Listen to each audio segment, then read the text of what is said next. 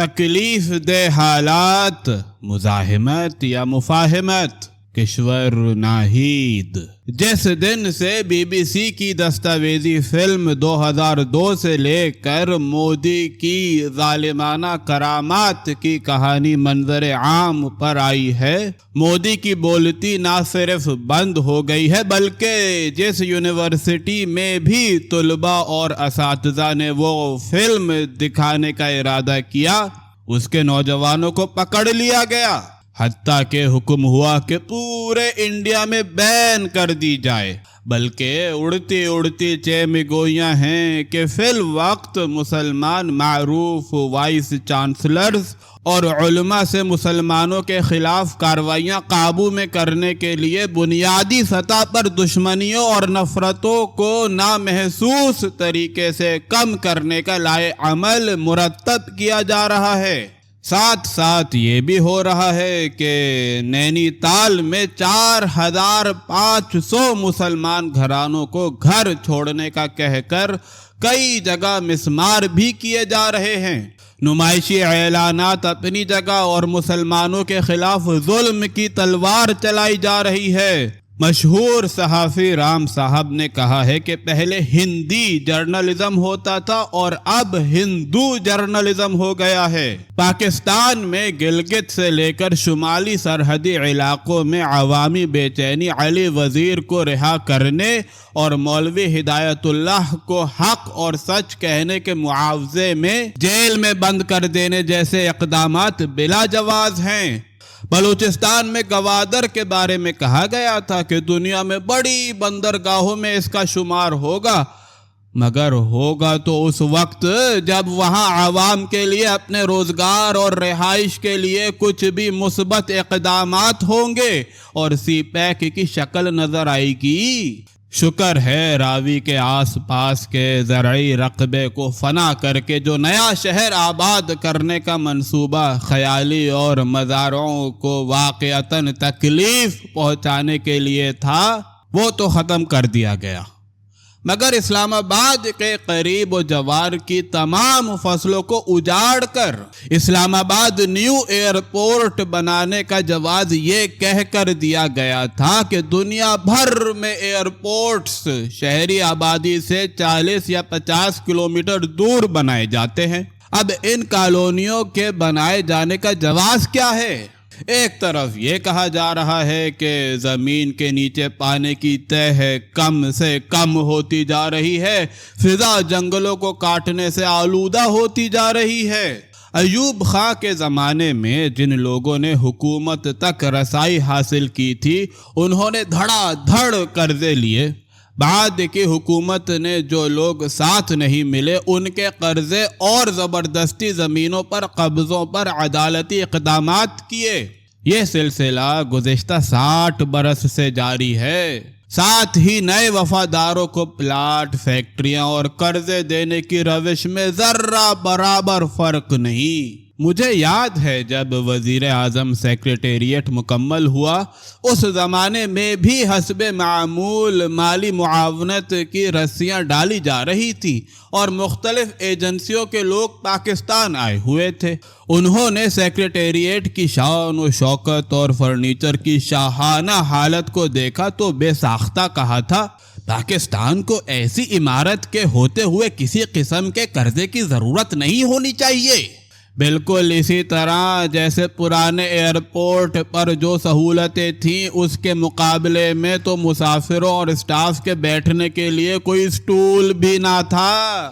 کسی نے اخبار میں پاکستانی ٹرک آرٹ کا پڑھا ہوگا، بس اس کو ٹھیکہ دے دیا گیا، جبکہ پاکستانی آرٹسٹ دنیا بھر میں ایوارڈ حاصل کر رہے ہیں۔ رانا راشد آرٹسٹ نے گزشتہ برس بہترین آرٹسٹ کا درجہ حاصل کیا تھا اور اس سال پاکستانی آرٹسٹ شازیہ سکندر نے نیو یارک میں بے مثل مجسمہ بنایا ہے۔ عالمی سطح پر خواتین اور معاشرے کے دبے ہوئے حلقے کتنی جدوجہد کر رہے ہیں، دنیا بھر میں اس مجسمے کی تصویریں اور تحسین ہو رہی ہے، جبکہ پاکستان کے وزیر اعظم تو کیا وزیر ثقافت کو توفیق نہیں ہوئی کہ شازیہ کا نام لے کر پاکستانی مصوری کی تحسین کی جائے۔ مگر اس میں تعجب کرنے یا تحسین نہ کرنے کی شکایت بے معنی ہے کہ جب ثقافت کے وزیر صاحب کو آپ دیکھ لیں تو سر پکڑ کر بیٹھ جائیں۔ اسی طرح فن و ثقافت اور ادب کے جتنے ادارے ہیں وہاں ہر چند خواتین علم و ہنر کے سبب نہیں، سول سرونٹ ہونے کے سبب فائز کی گئی ہیں۔ اب ان سے کون پوچھے کہ ارسطو کون تھا یا چغتائی بھی کوئی تھا؟ اب تو شکر ہے وہ تجویز بیچ میں رہ گئی جہاں کوئی فوجی یا سیکریٹریٹ کا ملازم وی سی ہو سکتا تھا۔ اب کہاں سے ڈاکٹر ذاکر حسین کو تلاش کیا جائے؟ اب تو انگریزی کے نام پر تعلیمی اداروں کی بھی بھد اڑ رہی ہے۔ اکبر الہ آبادی یاد آتے ہیں۔ لڑکیاں پڑھ رہی ہیں، انگریزی قوم نے ڈھونڈ لی فلاح کی راہ۔ جب بھی حکومت بدلتی ہے بہت سے قوانین بدلے جاتے ہیں۔ پہلے قانون پاس ہوا تھا کہ مذہبی مدرسے یا ان کے نام پہ ادارے سیاست میں حصہ نہیں لیں گے۔ اب ٹی ٹی پی جس کو بین کیا گیا تھا وہ آئے دن ہمارے جوانوں پر مسلسل حملے کر رہی ہے، کبھی افغان بارڈر سے تو کبھی تاجک بارڈر سے۔ یہ کہا جاتا ہے کہ دہشت گرد مار دیے گئے تو یہ قافلے کے قافلے ہمارے نیوی کے جوانوں کو مارنے کو کہاں سے آ جاتے ہیں، اور مسجدوں پر حملے یہ خود کو مسلمان کہتے ہیں۔ سیاست اور تاریخ بلکہ زندہ تاریخ کے ساتھ بھی مذاق کی کوئی حد ہوتی ہے۔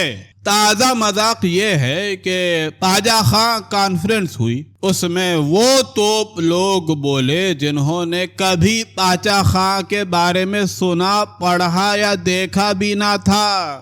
یہ وہ شخصیت تھی کہ انگریزوں کے سپاہی جب انہیں ہتھ کڑیاں اور بیڑیاں لگانے لگتے تو اس مضبوط جسم شخصیت کے لیے سب بیڑیاں ہتھ کڑیاں چھوٹی نکلتی تھیں، ان کے پیروں سے خون نکلنے لگتا تھا۔ جس شخص نے پاکستان کی حکومت کو قبول نہ کرتے ہوئے وفات کے بعد پاکستان میں نہیں جلال آباد میں دفن ہونا پسند کیا تھا، بولنے والوں کو علم ہی نہ تھا۔ آئی ایم ایف کے بھوت سے ڈر کر پیٹرول کی قیمتیں ایک دم اور بے انتہا حد تک بڑھانے کا اچانک اعلان اور اس پر فوری عمل درآمد۔ ظاہر ہے کہ اب ہر چیز کی قیمت اسی طرح بڑھے گی۔ مجھے شہباز شریف پر کبھی بے انتہا محنت کرنے پر ترس آتا ہے اور کبھی میرا دماغ معوف ہو جاتا ہے کہ ایک طرف خزانہ خالی کا نعرہ ہے، دوسری طرف خود پی ایم 5 لاکھ سے 75 لاکھ تک بلا سود قرض کا اعلان نوجوانوں کے لیے کر رہے ہیں، مزید 1 لاکھ کمپیوٹرز دینے کا اعلان۔ نوجوانوں کو اس طرح اور غصہ دلانے والی بات ہے کہ پرانا محاورہ گھر میں نہیں دانے اماں چلی بھنانے۔ جو کانفرنس پاکستان نے 9 جنوری کو سیلاب زدگان کے فنڈز کے لیے کی تھی، یہ سوال بھی پی ایم سے کہ اب سڑکیں ان تمام علاقوں میں نابود ہونے سے ہر علاقے میں بسیں کھائیوں میں گر رہی ہیں۔ آخر کب تک ان سڑکوں کی مرمت ہوگی کہ غریب یوں ہی بے موت مرتے رہیں گے؟ ہائے کیسے کہوں کہ بیلا کے سفر کے دوران کھائی میں 42 مرد و خواتین گر کر مر گئے، بس اور ڈرائیور سب کچھ جل گیا۔ یہ تو ہر روز کے موت کے منظر ہیں۔ خدا کے لیے سڑکیں اور پلیاں جلد بنائیں۔ ایک بات جو گزشتہ چند دنوں سے دہرائی جا رہی ہے وہ یہ ہے کہ حکومت اور الیکشن کمیشن کو 90 دن کے اندر انتخابات کرانے چاہیے۔ یہ فقرہ ضیاء الحق نے بے معنی کر دیا تھا کہ وہ خود 8 برس تک حکومت کرتے رہے تھے۔ حکومت سے علیحدہ ہونے کی درخشاں مثال نیوزی لینڈ کی پرائم منسٹر نے بغیر کسی پریشر کے وقت سے پہلے مستعفی ہو کر ساری دنیا کے سیاسی مہروں کو آئینہ دکھا رہی ہے۔ پاکستان میں تو ایسے آئینے دستیاب ہی نہیں۔ چھپا کے رکھ دیا پھر آگہی کے شیشے کو، اس آئینے میں تو چہرے بدلتے جاتے تھے۔ 50 साल पुराना बेशुमार का नारा भी बेमानी है। कुछ तो नया करो।